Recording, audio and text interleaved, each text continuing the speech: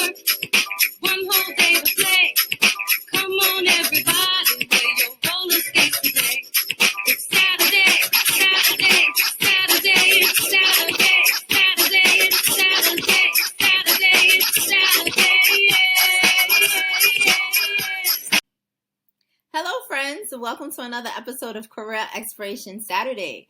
I'm your host, Ebony Tyler. I have real conversations with real people about real jobs. This week's episode is sponsored by Rebel Tutoring. Rebel Tutoring is more than a tutoring company. It's a place where your child can feel empowered and ready to fall in love with learning. All sessions are customized to your child's specific needs, strengths, and areas to grow. You can contact Rebel Tutoring on social media platforms, IG and Facebook. The website is therebellifebrand.com, or email them directly at rebeltutoring1@gmail.com. Now listen, quite a few of my mom friends, their kids get tutoring from Rebel Tutoring. And the way they talk about how their child feels super empowered, more confident in the classroom is absolutely fantastic. And Rebel Tutoring specialty is 2nd to 8th grade. So make sure you mention it, that you heard it over at Career Exploration Saturday. All right, let's jump right into today's conversation. Listen, I had a great conversation with Tin. Tin is in fashion, and he talks about how he went from community college in Utica, New York, to studying fashion textiles at FIT. I had a lot of fun talking to Tim. He broke down the business of fashion and why every student who is a fashion major needs to take a public speaking class and a business class. All right, let's jump right in. Good afternoon, Tin, and welcome to Career Exploration Saturday. I'm so glad to have you. Thank you so much. How you doing? So, we start all of the conversations. Tell us who 16-year-old Tin was. Did you have it all together? Do you know exactly what you wanted to be when you grow up? At 16, I really did have my life together. I was not working like any other 16-year-old because I hated work. My true career aspiration is to become a housewife one day. So I said, no, I'm not working. I'm not doing McDonald's. That's just ill, boo. I'm not doing that. So I was very focused. I was a straight A student. I did a lot of classes and volunteer work in the science field. So the summer when I turned 16, I was interning at the hospital. And I interned at different departments, and I think I got paid actually. And I saw, what they did, which was very nerve-wracking at 16. I'm like, okay, this is not what I want to do. Like, not at all. But I knew I wanted, a career in the sciences at 16.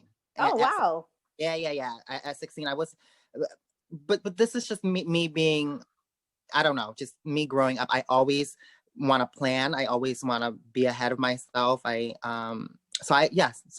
knew at 16 I want to, either be a doctor, a scientist, but something in the sciences. And I enjoy learning. It's the biggest thing. I enjoy learning and I love learning. Now, is it that did being Asian play into wanting to be a doctor or to go into the sciences? Let me just cut to the chase and not, right? Because yeah. Yes, I think so, subconsciously, because my mother is Vietnamese, and she said, you should do something in the sciences, or engineering, or be a doctor, maybe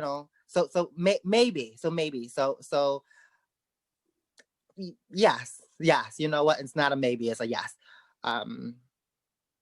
Yes. The answer is that's the short answer. But you know what? It's not only a yes as in I was forced. It's a yes that I actually enjoyed it, and I actually miss it a lot. I actually do. I still can name all the bones in the human body. That's how much I love science. Yeah. Wow. Okay. So Tin is not in the sciences, but how did a boy from Utica, New York get to New York City? So take us on that journey, and then tell us about how you wound up in the fashion world. Okay. So, like I said, at 16, throughout my high school career and my first couple of years in college, I was very science driven and science based. I majored in biochemistry. I went to Mohawk Valley Community College first. As a senior in high school, I went to a community college and I finished all my prereqs, all the nonsense, the intro to psychology, and sociology, anthropology, English 101, 102, whatever. Then I went to Utica College and I studied biochemistry. And from there, because of my two girlfriends, actually, I can't believe I'm saying this, I followed girls to my dream school. My two girlfriends, they transferred to the University of Buffalo. And at Buffalo State College, a school that's 30 minutes away in Buffalo, I could have majored in biochemistry as well as fashion. And like I said earlier, I pre-plan. So I don't like to play something and not be successful in it. And that's why I wanted to double major, because if I can't find a job in fashion, I have my biology as a backup, because that's a pretty good backup. Oh, yeah. And because of my biochemistry degree, I had, well, not degree, I mean my study, my major, I had something called a SMART grant. And they gave me, I want to say $16,000.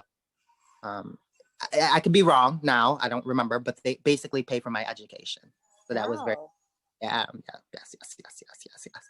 So I went to Buff State and I double majored in biochemistry and fashion. I was, dissecting at the same time as sewing. It's crazy. My schedule was bizarre. And then at Buff State, I was in a program called 3-in-1, where you go to Buff State for 3 years. Well, in my case, I went there for 2. And then I got to go to FIT, the Fashion Institute in New York, for a year. Yeah. And when I got into, so I did the program, I got into FIT. But wait. Don't skip over how you got into FIT. Tell that story, kid, because that's a good story. Yes. So initially, I didn't get into the fashion design program at FIT, and I had a mentor who knew somebody from the textile department at FIT, and because of her and her connection to that man, I really think they have a secret past, but I can't, I can't say that live. But yes, but she called a friend and she pulled a favor, and he got my portfolio from fashion design, pulled it into textile design, and I got into the textile program at FIT. Now at FIT, because there wasn't my passion, I can care less about textile. I actually went to the head of fashion design and I said, can I take extra classes?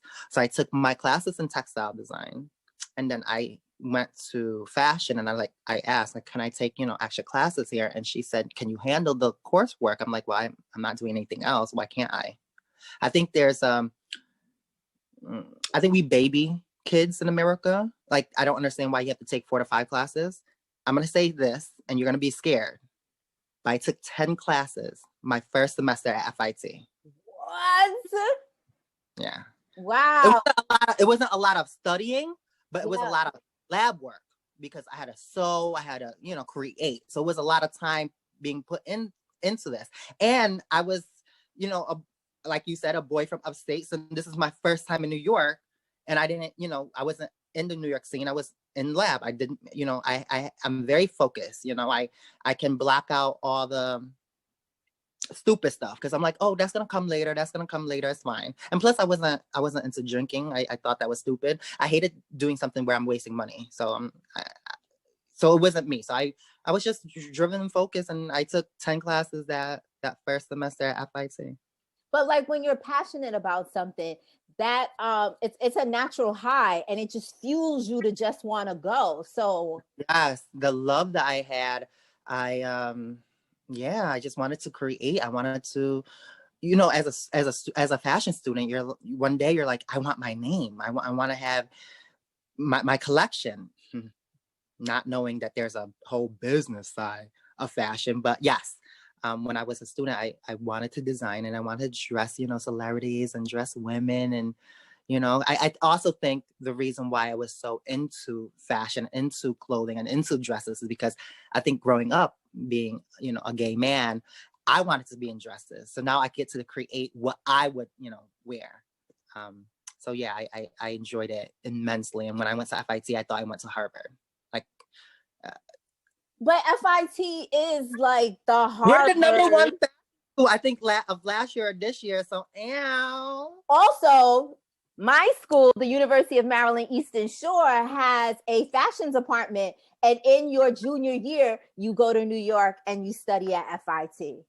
I mean, if you're gonna do fashion, where do you do it? You do it in New York. New York, yes. And at FIT, there's a great internship program. They're connected. Okay. They're connected to. Oh yes. So did you have an internship through FIT? And folks, FIT is a SUNY school. That's a state university. Let's. Oh yes, let's talk about FIT and Parsons real quick. You do not have to pay $60,000 a year. You can go to FIT for 10 or less or whatever the tuition is now. But yes, and the reason why Buff State is also a SUNY school. SUNY schools and CUNY school take advantage of that. Really take advantage of that because you do not want to owe 60 times 4. Let's talk about it, kids. It's $240,000. You do not want that bill after college. That's just dumb. And UMES is a state school. So look at all of these state schools working together with another state school who is at the top of their game. I mean, what more could you want? Yes, so tell us about your internship. Where did you intern? Oh, it's really cute. So when I met my internship advisor, she said, Tin, I know, a lot of students want these big name brands and this and that, but I feel like because you're so passionate and you want to learn so much, you should really look at smaller brands so you get to see everything in a company, not just fashion is big. It's sort of like a big corporation, everything has a part. It's like a machine. It's a department, sales, production, marketing, PR. So it's big. And she said, if you intern at a smaller company, you get to see everything. And I came back with Marc Jacobs, Carolina Herrera, and I think Oscar de la Renta. Those don't sound small to me. And she was like, you really did not listen to a word I said. I'm like, I did, but like, I really want these. And, as a student, you really think you know everything. And I just wish people really sat down, especially money. We're going to talk about money later. So I didn't get those 3 internships. No, I lied. I got the internship at Marc Jacobs, but it was in handbags and I wanted to do fashion. So I'm like, I don't care about Marc Jacobs handbag. It's not a Chanel handbag, so I don't care. I'm very bougie. I'm sorry.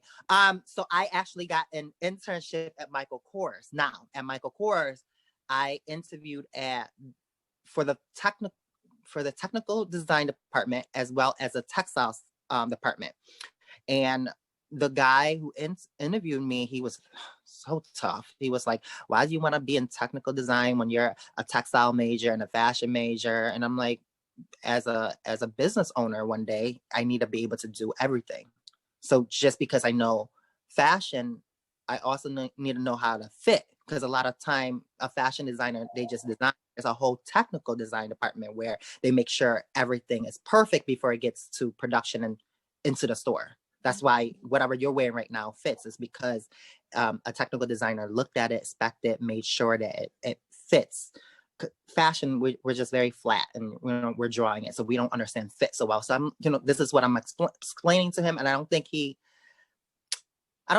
appreciated, because I feel like, I don't want to say they're narrow-minded, but I feel like they want to pick somebody who studied it, who this is all you're focused on. You're not distracted by the fabrication or the fashion design. You're only focusing on the measurement. And if you know how to measure your last 4 years, if I pick you, then my job is easier. I don't have to sit here and explain a lot to you. You can just come in and do the job. So I'm sitting there, I'm fighting my case. I'm, speaking in broken English, and I'm like, listen, I want to do this. I have to do this. This is what I need for my future. I want to be a business owner. I need to understand X, Y, and Z.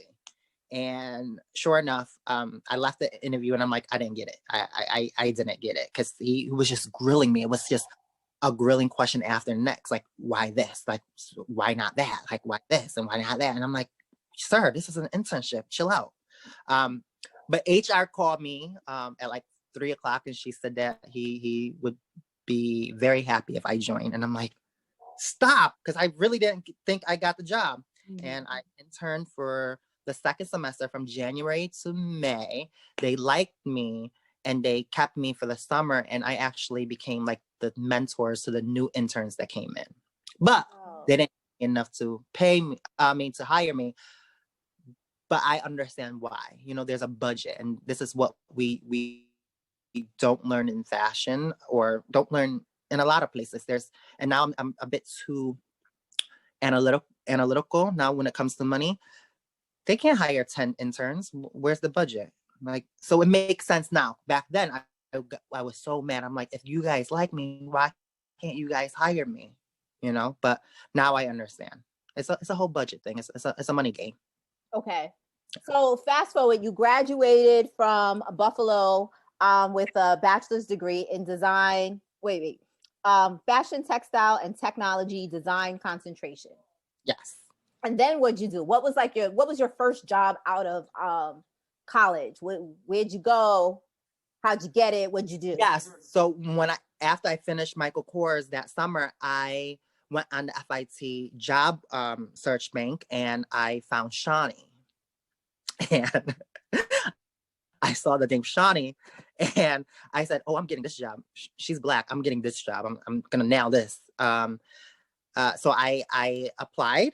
A Jewish lady walked out, and I was like, "Wait, this is not what I was thinking when I saw the name Shawnee." And I interviewed with her, and we clicked in the interview, and she said, "Let's do like a 3 month trial to see if because now I got the job as an assistant designer, but I was also her assistant because she's the owner of the company. So it's like I'm a dual position.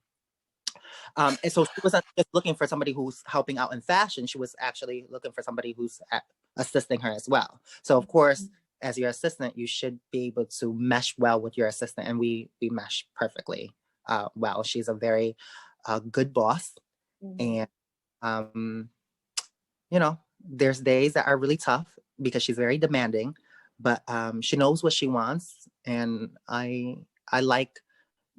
actually like being her assistant, and I'm working there. So you're still there? I'm still there. Yeah. So it's been 10 years. Wow. So you are an executive assistant at Shawnee. And what exactly does an executive assistant do? So I got hired, like I said, as a fashion designer or an assistant designer, but I'm also assisting her. So like my job, so she always calls me her assistant, but I'm much more, but let's just keep it, at that. I work with her schedule. So that's one big thing. She's a very busy woman, and she owns the whole company. So she's always in meetings with sales, design, obviously. She's a creative director, production, marketing, PR, accounting, shipping, operation. So, and she's a woman. So she has a demanding schedule, but she knows what she wants. She knows what she needs. And she's very, what's the word? Particular with like how her schedule is set up. So say, for example, if she needs to get downtown in 30 minutes, like I need to know, okay, I need to give her an hour, not to make her appointment, one after the next, and she won't be able to get into a meeting and look bad. So that's one thing I do for her. And then I also help with design. So she does mostly all the cocktail styles. I design all the daytime wear to work, which that category is no longer needed because of COVID, thanks to COVID. I help with sales now because of COVID, our company went from, X amount of people down to 2 people. It's me. Yes. So I help with, that's tough. Yeah, very tough. So I wear many hats, and which is fine. She's a great leader, and she, as a great boss, she knows every single department. Like you have to understand design, fit, marketing, PR. Like it's a 24-hour type of job, and she's a great leader and a great boss. So I learned a lot, and I grab all the. I'm a sponge, so I absorb everything, and I'm able to pivot and able to wear many hats. So now I'm helping out with sales. So we just reopened with Neiman Marcus. We're picking up Saks, and we're gonna pick up Nordstrom, hopefully, if we can sign these contracts. So it's a slow start. It's a restart for us, but I'm hoping that our investors give us the opportunity so we can prove to them and continue next year, because a lot of fashion is not the hottest industry right now, and a lot of brands are going under. Like I don't know if you know the brand Cushionly, but they just went under last Friday. Wow. Yeah. No, I know. Very sad. Very okay. So, black owned. Really? Mm-hmm. Yeah. Wow. They dress Michelle Obama. COVID is taking jobs and taking businesses and taking lives. And in New York, a staple for us is Century 21, and I mean that shattered my heart. Now the crazy story is, I have a cute little side story. When I went back to work, I emailed the dress buyer at Century 21. I'm like, you know what, whatever you want, like whatever price, like I have inventory, let me just ship it to you. And he, my buyer, he said, no, we're restructuring, we're gonna put more dollars into loungewear, I'm canceling orders, so I'm not buying any dresses. Understandably, because of COVID, nobody's looking for a dress to buy. Everybody's at home, there's no events or whatever. So this is what he said, like 1 week, and then 2 weeks later we heard the news that they were closing. So I emailed him, like, oh my goodness, I'm so sad, this is the only store that I can afford in New York. Like, where else can you gonna be able to buy Dolce & Gabbana at $200 versus $2,000? So I don't know where to shop after this. I'm devastated. Yeah. It's a very tough industry. We have to learn one thing is, fashion sounds glamorous, because fashion, you think fashion, but fashion is a business.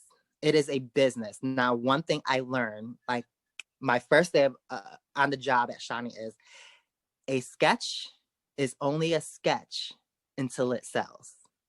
And I'm like, what are you talking about? I thought my job here is just to design cute dresses. What are you talking about? So new, and so, for lack of a better word, less than smart. Because I thought, this is at school, this is all we did, was we sketch and we made cute clothing, and this was that. I didn't understand that these dresses need to sell. Like, if they don't sell, like, how are you gonna make money and pay your employees?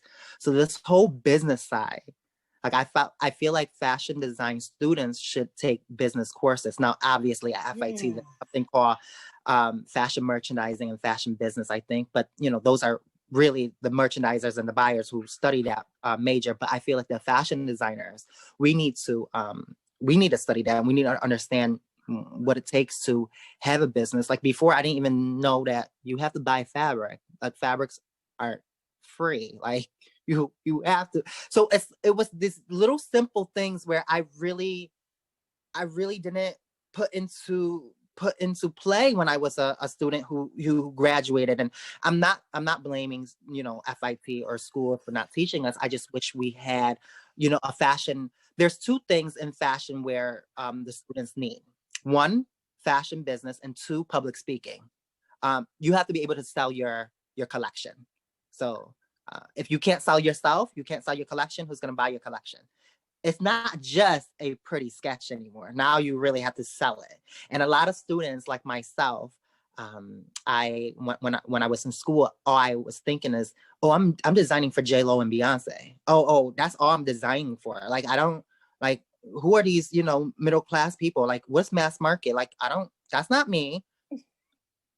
How many Beyoncés are there in the world? How many dresses, can these Beyoncés buy? And does that equate to money at the end of the year? See, like, this whole process of making money, nobody taught me in school. So I had no idea how hard it is. Yeah. Wow. So, I mean, I was going to ask you, you know, what would a piece of advice be for a young person, but you gave it. It's make sure you understand the business of fashion. It's not all glamorous. Oh, it's definitely not all glamour. Yes, it's definitely not all glamorous, and it's very hard. And you have to understand the tiers in fashion as well. You know, for the normal person walking on the street, fashion is just fashion. But like in fashion, we have different tiers. Obviously, you have the designers, you have the luxury designers, then you have the bridge, the contemporary, the moderate, the better, I think it's called, and then you have your mass market. So you know, there's different sectors in fashion, and it's very hard to, you know, go between. You know, if you sell to Bloomingdale's, you really don't sell to Macy's. If you, I don't know if you know, really looked at that before. It's like Vince is never going to sell to Macy's or J.C. Penney. They're in Bloomingdale's, Nordstrom. Like it's, so you're very, what you call, pigeonholed, I want to say. You know, like either you're an action star, a dramedy, you know, a dramedy, a drama star, you know. Right. So It's like very that. niche. It's yeah, very neat. So it's very hard because like if your stores that are carrying you in that niche goes under, where are you gonna sell? Sort of like Barney's. All the luxury stores, I mean, all the luxury designers have nowhere to go now. I mean, they there's only one Bergdorf in America, right? Hmm. And then there's Saks and there's Neiman Marcus. They Wait, can't that sell. Bergdorf on Fifth Avenue is the only one in America? Only one, only store. Ooh. But I mean, I've never been to Bergdorf. You should love. You I should mean, walk around. You should treat yourself. I mean, their windows every Christmas is beautiful. it is. It definitely is. It definitely is. But you know, oh wow, Tin, Yes, this love. this was awesome. Was it? I'm sorry. I'm stuttering and I'm trying to find my words. You know, I just woke up. I'm a little hungover, so you can cancel that part out. So yeah. So I apologize if I sounded a bit slow. No, you were perfect. All Thank right. you so much, Tin. Of course. Thank you for having me. Thank you so much, Tin. So some takeaways are have a plan and stay ahead and have a solid backup plan. You can execute both plans at the same time. Tin's passion was fashion, but if that didn't work out, his plan B was solid biochemistry. And when thinking about your college major, you should also be thinking about what employment options are there available to you. 2, mentorship. Yes, mentorship is all about sharing knowledge, but it's also about opening doors for young people. Sharing your social capital adults with young people so that they can pursue their dreams. How cool was it that Tin's mentor made a phone call and it helped him land at FIT? 3, community college. It's a great place to start. It's affordable, and you can knock out those prerequisites and keep a clean transcript. Clean transcripts equals scholarships at senior colleges. It's all about having a plan and executing it. Thank you so much, Tin, and welcome to the Liberated Success family. All right, folks. I am so happy to announce that the application for Liberated Problem Solvers is open. Liberated Problem Solvers is a collaboration project between volunteer industry mentors who are seasoned in their careers and liberated success to offer young people seeking to explore specific careers and opportunity to do just that. So this is what the students need to have. They need to have a GED or a high school diploma, be 18 to 24 years old, be a Brooklyn resident, identify as a member of the BIPOC community, and be disconnected from college, vocational training, or full-time employment. The application deadline is March 15th, and the 6-week internship will be April 12th to May 21st. And it is a 5-hour-a-week commitment, and students receive a $750 stipend for their internship experience. Now, you can go ahead and hit the application link. It's in my bio. It's also on the website at LiberatedSuccess /Liberated Problem Solvers. So please share this with your networks. Share this with young people who are, maybe floundering, not really sure what they want to do, maybe sitting on the couch. Young people who are just, having a hard time launching. This is for them. All right. Listen, this would not be possible without your donations. Okay. All of this, the internship, the stipends is all from donations. So I'm so excited and I'm so grateful to my community, to my friends, to my network. So listen, if you find our work impactful, informative, and important, show us some love with a donation, because all of our work is funded by donations from the community. All right. So listen, you know where the donation links are, right? They're in my bio on Facebook. It's the first comment. Still haven't figured out how to get that donation button on Facebook. Apparently I need my own problem solver. Okay, so listen, don't forget to subscribe to the YouTube channel, subscribe to the podcast, follow us on IG, Facebook, and Twitter. Wear your mask, wash your hands, physically distance, and all Black Lives Matter. See you next week. One whole day to play. Come on, everybody.